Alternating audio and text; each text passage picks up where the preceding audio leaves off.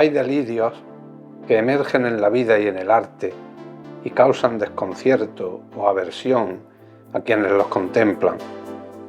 Hay delirantes míticos como Blanche Dubois o Don Quijote que sufren acertados desvaríos, pues con ellos revelan la sordidez y se oponen a ella. Y hay delirios caseros, lo reconozca o no, cada quien sostiene entre las manos su propio ramillete de locas fantasías, creencias y presagios. Ideas que sabe absurdas, pero en las que un día depositó una fe inquebrantable. Mis delirios preferidos, no obstante, son los multitudinarios. Los delirios de grupo suelen ser inducidos, espoleados. De repente, un sinnúmero de personas pasa a dar crédito a algo que hasta hace poco las hubiera movido a burla, a recelo o siquiera a dudas. Entonces, la lucidez, la ecuanimidad y la entereza se convierten en síntomas de desafección y disidencia que la tribu dominante combate con ferocidad. Lean, si no, Las brujas de Salem o El crisol de Arthur Miller o vean Furia de Fritz Lang. Casi todo el mundo se cree inmune a esta clase de enajenación o histeria colectiva, por mucho que sepamos que quien enloquece suele ser el último en darse cuenta de su estado. Pero aún hay más que esos delirios súbitos. Me chiflan los delirios enquistados en una sociedad o un colectivo, delirios ordenados según reglas que alguien dictó con fines precisos e interesados y que la mayoría obedece no por adhesión a los propósitos finales, sino por mero afán de cumplimiento dirigente de la norma. En este ámbito les remito a Kafka, Huxley o Orwell, por supuesto, pero también a Horizontes de grandeza de William Wyler. Me gustan los delirios en el arte y en condiciones de laboratorio porque dibujan el retrato reconocible y bien delimitado de sus equivalentes en la vida real. Hagan este experimento. Recuperen periódicos antiguos de hace 100 años, una década o 3 meses. Identifiquen ahí a la locura compartida en familias enteras, comunidades, países, generaciones. Luego repitan el ejercicio con la prensa de hoy. Asusta. ¿Acaso existe algún antídoto preventivo? Quizá baste con aplicar la fórmula que Hermann Hesse propuso en sus Lecturas para minutos. Cuantos más sean los individuos que consigan observar el teatro del mundo con tranquilidad y actitud crítica, tanto mejor será el peligro de las grandes locuras de masas. Nada más, nada menos.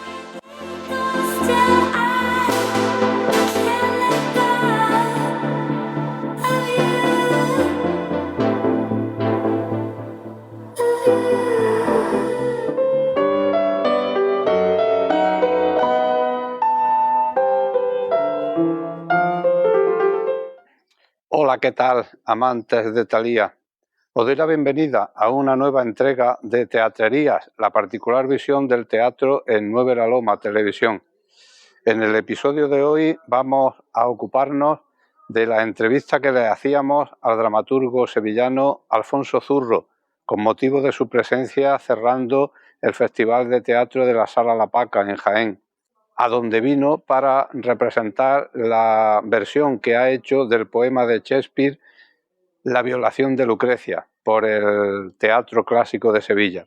Junto a ello, pues acercamos también una entrevista que le hacíamos a la actriz perojilense Lidia Peña, una joven que ha hecho del monólogo su forma de ser y estar en esto del arte escénico, en una pequeña gira que ha hecho por Bélgica y Alemania.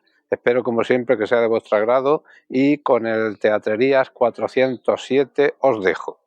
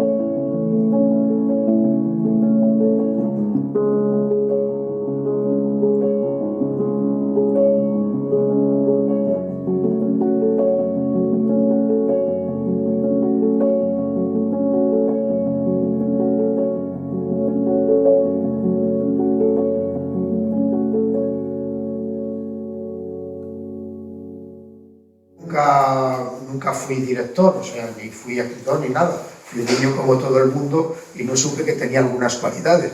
Entonces, yo entré en un grupo de teatro independiente que se llamaba La Jácara en Sevilla, a hacer cosas como actor. Entonces era una época que acababa de morir Franco y era una época donde los directores no podían existir porque todo lo que tuviera que ver dirección, dictadura, todo era. Todos los grupos políticos estaban muy con mucha ideología, estaban, vamos. Entonces yo era el único ajeno en la compañía que no pertenecía ni al PT, ni al PC, ni a la ORT. Entonces era como una cosa rara. Todos siempre me daban mucha caña porque yo decía que yo no tenía que ver nada. Yo cuando hacía teatro era crítico con cualquiera que se me pusiera por delante, no tenía que ir hacia una ideología. Indudablemente uno de los especialistas, pues como pocos, que trata de alguna forma de construir los textos clásicos de grandes autores de la literatura dramática universal. Él es Alfonso Zurro, este salmantino afincado en Sevilla desde hace mucho tiempo y que nos enamoró cuando teníamos 18 o 20 años con sus farsas maravillosas y con todo lo que después posteriormente ha hecho. Pues Alfonso, que está aquí con nosotros para Teatrería, va a cerrar con La violación de Lucrecia, la segunda edición del Festival de Teatro de la Sala La Paca. Así que, Alfonso, bienvenido de nuevo por estas tierras del Santo Reino y vamos a hablar de tu libro. Muchísimas gracias.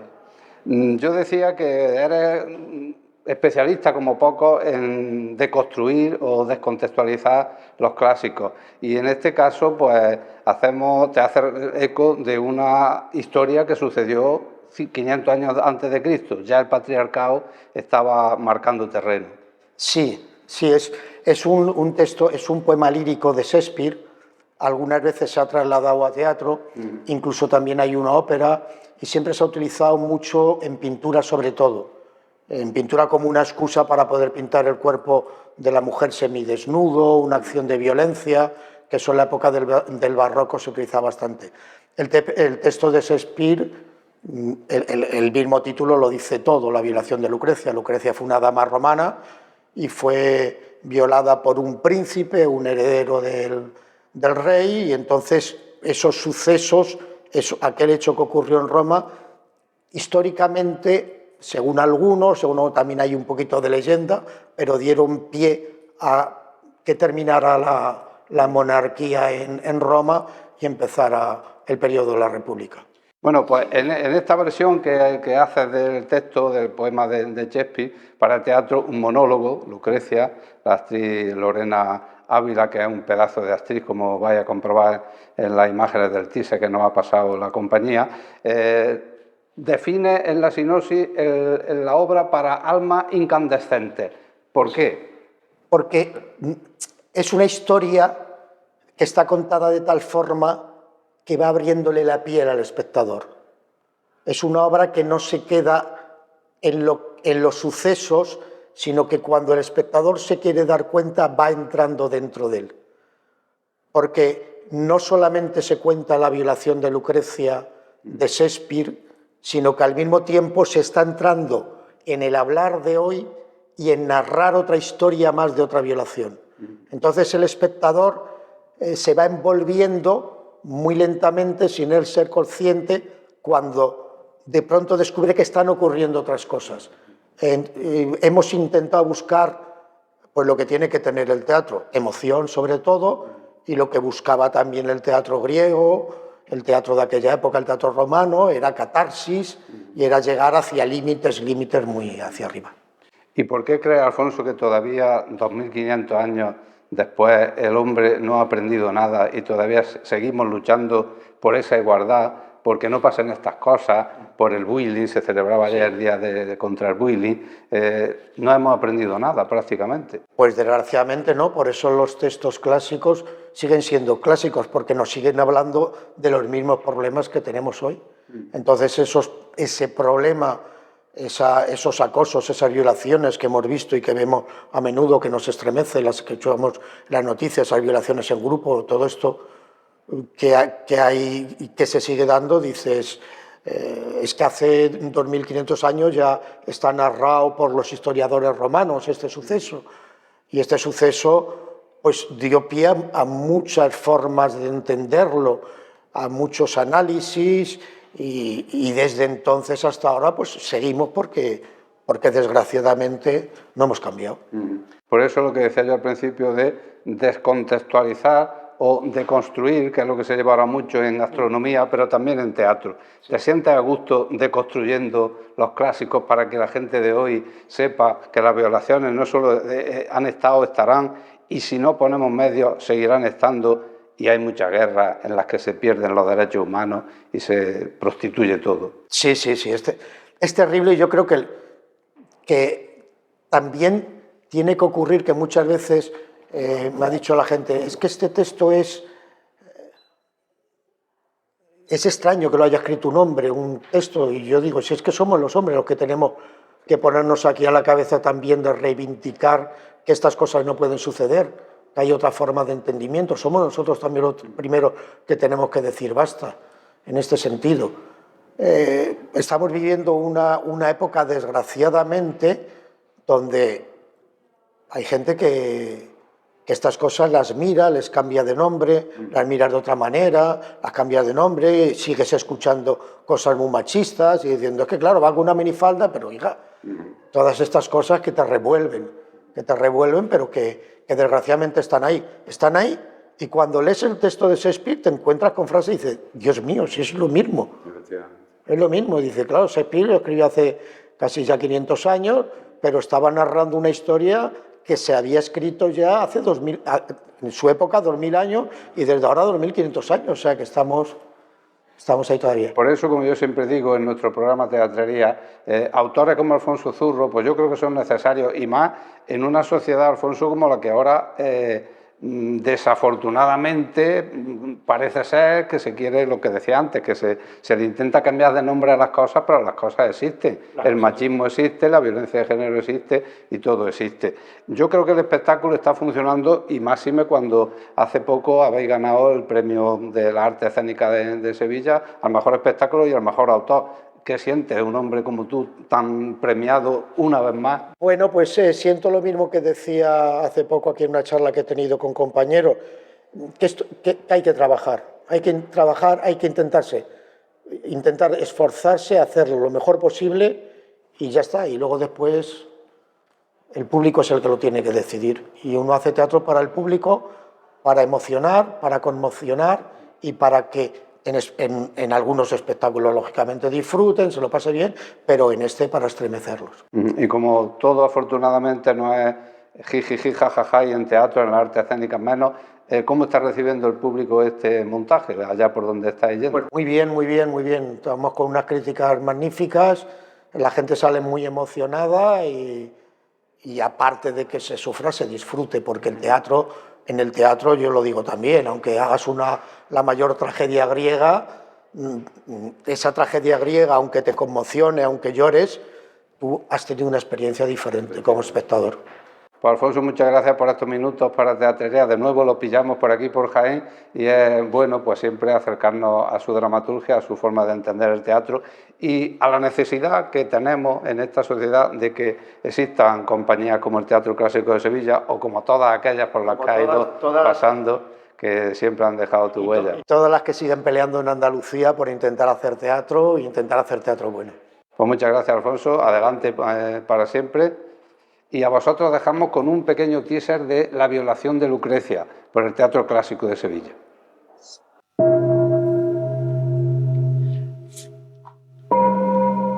Esta sangre íntima es la misma de aquellas mujeres troyanas tomadas por los héroes griegos. Sobre esta sangre pasará el imperio de Alejandro el Magno. Esta es la sangre de las mujeres bárbaras violentadas por las legiones romanas. Esta es la sangre de las infieles violadas por los caballeros cruzados, por guerreros musulmanes, por los soldados de los tercios, por las tropas napoleónicas, por cualquier bando de las guerras mundiales, de cualquier guerra.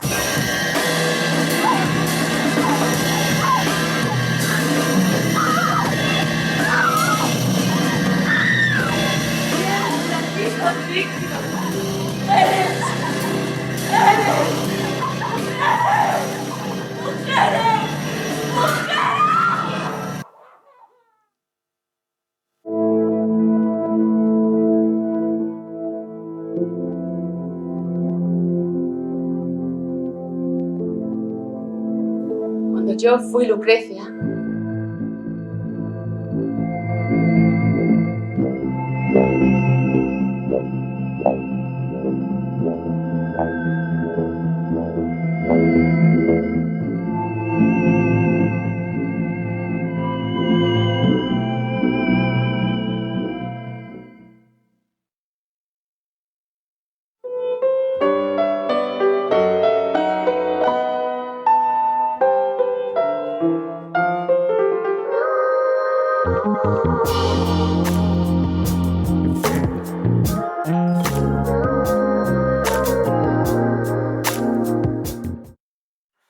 En poco tiempo hemos comprobado cómo la actriz perojilense Lidia Peña ha dado un salto cualitativo en su carrera.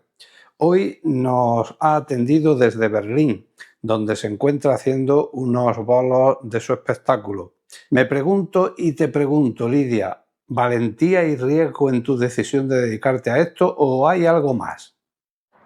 Yo creo que lo has definido muy bien, Vicente. Valentía y riesgo pues son dos factores fundamentales cada vez que vas a emprender o a empezar un nuevo proyecto. También confianza, creo que es algo trascendental en este tipo de decisiones cuando decides dedicarte a algo tan característico o tan apasionante como el arte, que bueno, es precioso, pero como bien es sabido, pues muchas veces no tiene tanta cabida en el mercado laboral. Pero sí, creo que estos son los principales valores que pueden definir las decisiones que he tomado. Porque, amiga mía, dedicarte al monólogo como fórmula de propuesta teatral, pese a lo trillado que está este campo, te ha supuesto acumular tablas y crear tu propio estilo, ¿no? Efectivamente, me ha supuesto crear mi propio estilo, porque yo me di cuenta de que al final siempre hay algo, como en la vida en general, pues en el arte también se refleja que se nos da mejor a las personas. Entonces yo ya desde la Escuela de Arte Dramático me di cuenta de que la comedia era mi fuerte y decidí apostarlo todo por ahí, porque como bien le estaba comentando esta mañana a una muy buena amiga, al final lo que no se puede pretender es, en un mundo tan amplio como es por ejemplo el de la interpretación, querer abarcarlo todo. Creo que hay un error genérico o bueno, una propuesta genérica muchas veces en las escuelas de arte dramático, que es que quieren potenciártelo todo, todas las facetas, y eso está bien, pero al final siempre va a haber algo con lo que creo que es importante que te quedes para focalizar y decidir arriesgar al final por las cosas que se te dan bien y trabajar en ello, porque lo primero vas a ser muchísimo más feliz y lo segundo no te vas a frustrar tanto por no ser quizás una actriz tan completa, pero al final pues sacas tus puntos fuertes y ir a por ello a muerte. Un periodo desde que terminaste tu estudio de periodismo que te ha llevado con tus propios guiones a descubrir también cómo es la profesión, ¿verdad? Yo cuando estaba terminando la carrera, bueno, en el Ecuador de mi carrera, me puse a escribir más activamente mis monólogos, mis shows. Siempre me había gustado escribir, pero empecé a probar, vi que yo tenía éxito, empecé a presentarme a concursos de monólogos, también era muy espontánea. Mis primeros monólogos fueron en Málaga con mis amigos de la Escuela de Arte Dramático, aunque la verdad es que yo me di cuenta que comedia había hecho siempre, porque siempre a lo largo de mi vida había habido momentos claves en los que yo me ponía a hablar e inconscientemente hacía un monólogo, e inconscientemente hacía reír. Entonces decidí al final pues profesionalizarme en ello, profundizar, y bueno, esto es una carrera de fondo, por supuesto sigo aprendiendo, pero sí que quise lanzarme al 100%. ¿Y cómo es la profesión, Lidia? Esta profesión, como toda profesión artística o como toda profesión en general, tiene luces y sombras. Normalmente se ve de puertas para afuera, y sobre todo ahora en el mundo de las redes, lo deslumbrante, lo positivo, los reconocimientos, los premios o las veces en las que se triunfa, que es lo que todas y todos exponemos a la luz. pero por supuesto detrás pues tiene mucho sacrificio, tiene mucho trabajo, tiene mucha entrega y creo que es algo muy vocacional. Yo siempre digo que ser artista no es algo que tú eliges, sino que te elige a ti. Y que al final pues es muy satisfactorio y si lo haces de corazón, por supuesto te llena y te sientes plena, pero también es verdad que no hay que idealizarlo porque ahí creo que es donde caemos muchas veces en el error de no asumir que al final es un trabajo como otro cualquiera y que como todo trabajo pues también tiene su parte de esfuerzo, pero por supuesto es algo precioso y yo a día de hoy pues siento que es lo que llena mi corazón. Ahora estás fuera de España, valentía de nuevo en dar el salto, realizando tu espectáculo en una gira por Bruselas y Berlín. ¿Hay mucha diferencia entre el público español y el extranjero? Sí, sin duda sí. Hay mucha diferencia porque al final yo el público para el que actúo son personas migrantes que como yo pues se encuentran en una situación de estar fuera de su país, que al final es una situación de crecimiento muy enriquecedora, pero que tiene también una parte y una faceta muy dura, que muchas veces también se idealiza y que no todo es maravilloso. Entonces también es la manera de generar una nueva red que de otro modo en España no se puede conseguir. Entonces yo la verdad es que me siento muy satisfecha porque al final siento que la comedia, que es algo que alegra y motiva tanto, es un trabajo que yo estoy realizando para unir, cuando la gente viene a mis espectáculos, los hispanohablantes, a personas que se encuentran tan bien como yo o que se han encontrado fuera de su país y que eso pues por lo menos les va a dar un rato de disfrute y de alegría. Y la verdad es que es algo que me parece precioso y que a mí me motiva a seguir mejorando y a seguir haciendo este trabajo. ¿Y cómo se le presenta el futuro a esta peruginense inquieta? Pues igual de inquieto hasta que se me acaben las pilas, digo yo. Bueno, realmente incierto, no lo sé. Yo sigo trabajando en lo que quiero, sigo apostando por lo que quiero, sigo explorando. También, por supuesto, echo mucho de menos mi tierra, pero ahora mismo la verdad es que siento que me apetece pues seguir descubriendo, seguir nutriéndome y mejorando con el contacto con otras culturas y ahí estamos avanzando en el camino. Espero que quizás pues de aquí a unos años mi futuro esté un poco más cerca de la gente que quiero, pero bueno, también la verdad es que estoy feliz y no me cierro a nada que pueda venir siempre que pueda seguir desarrollándome personal y profesionalmente. Pues enhorabuena, Lidia, por tu trabajo y a seguir avanzando. Os dejo a vosotros que nos seguís cada semana en Nueva Loma unas imágenes del show que hace Lidia Peña. ¿Todo el mundo me entiende bien? Sí. Vale, porque Martina ha dicho, o sea, las chicas anteriores que me han encantado han dicho que ellas venían hablando en su idioma y en su dialecto. Aquí no hay opción. O sea, yo soy de Jaén y es lo que hay. El acento que tengo es el que es. Si alguien no se entera, lo siento de solé. ¿Vale? Me presento, ¿vale? Mi nombre es Lidia Peña. Y seguramente estaréis preguntando a alguna gente, ¿tú quién coño eres? El título de mi monólogo es en francés. Se llama Ne pas oublier le clitoris. Entonces, entiendo que aquí se va a entender mejor el mensaje principal, porque en España la cosa era un poco confusa. La gente se pensaba que iba a hablar de Nepal, que claramente es la palabra principal, ¿vale? Pero no, yo vengo a hablar del chocho. Sí, porque ya era hora de que hablara del chocho una cómica y una mujer, ¿no? Que estamos hartos ya de señores que nos vienen a hablar del coño y de cosas de mujeres. Pues no. Sí, porque el chocho al final está bastante extendido. Siempre que algo se puede utilizar como instrumentalización, pues se extiende, pero lo que es el clítoris no tanto. De hecho, la palabra clítoris, como dato digo, Voy a decir aquí varios datos, ya que los ministerios de educación en general no se encargan de dar educación sexual en los colegios. Pues nos toca hacerlo aquí a la gente del arte. Nada, gracias, ¿eh? Gracias, gracias. Ya con quien tenga que hablar, con Pedro, con quien sea. El caso es que la palabra clítoris no estuvo en el diccionario hasta el siglo XIX.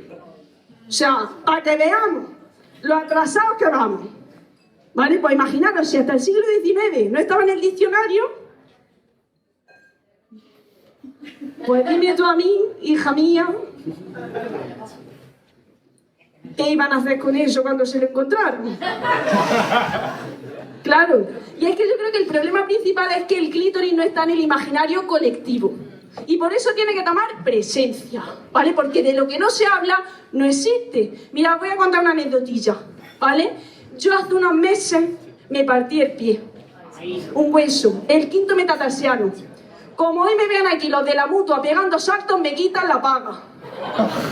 El caso es que, claro, yo no sabía que el puto hueso este del quinto metatarsiano existía. Pero ahora, como me lo he partido y claro, me está costando un poco la cosa, ¿no? Pues mi vida ya no va a ser la misma nunca más. Entonces ha pasado a ser parte de mi imaginario personal. Y eso es lo que queremos, que el clítoris pase a ser parte del imaginario colectivo. ¿Estamos de acuerdo?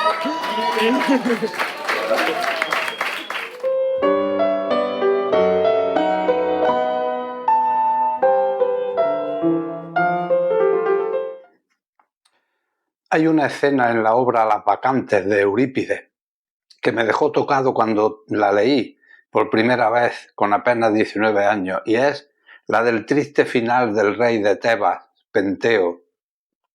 Fiel defensor de la moralidad de su pueblo, Penteo prohibió el culto a Dionisos, y enterado del que sus tías, las hijas de Cadmo, su predecesor en el trono, iban a organizar una frenética bacanal en el monte Citerón, quiso impedirlo. Alentado por Baco, subió al monte vestido de mujer, pero escondido tras un árbol fue descubierto por Ágave, Ino y Autónoe, las hijas de Cadmo, que lo descuartizaron miembro por miembro al confundirlo con un animal. Esta escena, que Eurípides muestra con todo lujo de detalles en su tragedia, me llevó durante mucho tiempo a discernir por qué el intercambio de vestuario femenino en hombres fue criminalizado de manera tan cruel por las esferas religiosas de nuestro país, que apuntalaron el franquismo, para las que la homosexualidad y el travestismo se condenaban con la prisión o incluso con la muerte. Por eso es que quise, con esta divagación literaria, explorar de alguna forma en la alteración de identidad de género que quizás supuso para la sociedad de nuestros años 40, 50, 60 y 70 el mal llamado complejo de Penteo, defendiendo así de alguna manera la diversidad sexual que honra al género humano.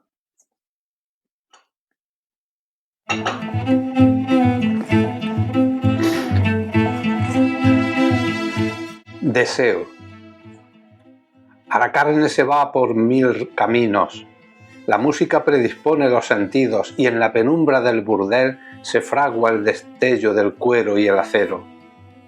Allí las putas más hermosas y las madres que deseamos entre sueños acuden cabalgando el caballo que habitamos.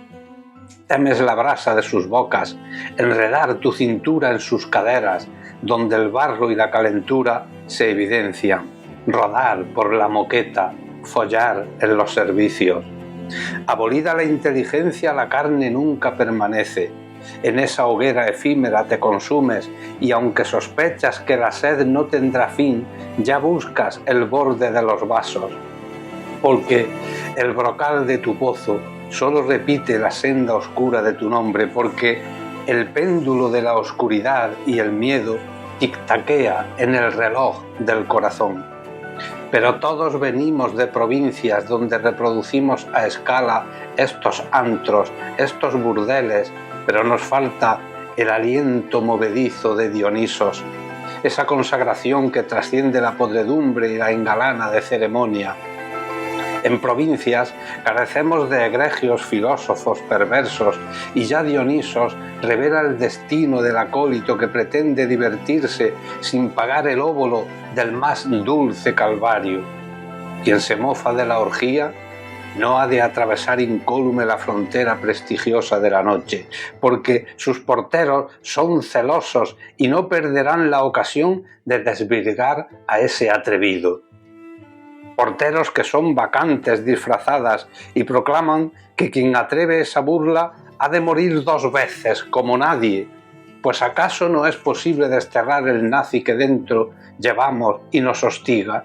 Una vez que el amor nos condujo a este lecho a solas, donde antes y después de nuestro espasmo preferimos la solicitud de la ternura.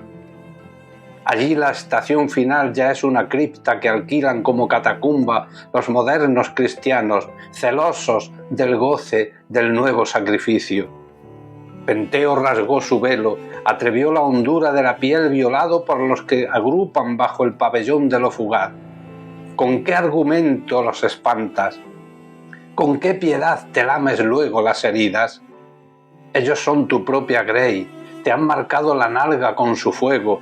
¿Qué queda de ti sino arrastrarte, reptar las rampas del teatro y ofrecerte como víctima propiciatoria de ti mismo? Hay un estado pusilánime sediento de tu esperma. La nueva educación sentimental pasa por la academia del prostíbulo. Dionisos ya tiene su venganza. La verdad que se alcanza en este instante quizá compense de las estaciones que se quedan atrás pestañeando. Nos palpamos el sexo siempre solitario en los furgones de cola de nosotros, sin alcanzar jamás el jubileo de un amor estable en el mismo recinto del deseo. Pero todo el deseo, mi humilde deseo de hombre que no es hombre, se vuelve hacia el foco de 40 vatios. Ojalá explotara. Que llegue el final. Tengo sueño. ¿Qué son esos puntitos rosados y verdes y esas manchas grasientas de muerte y vacío? Al carajo la vida. Soy libre y tengo sueño.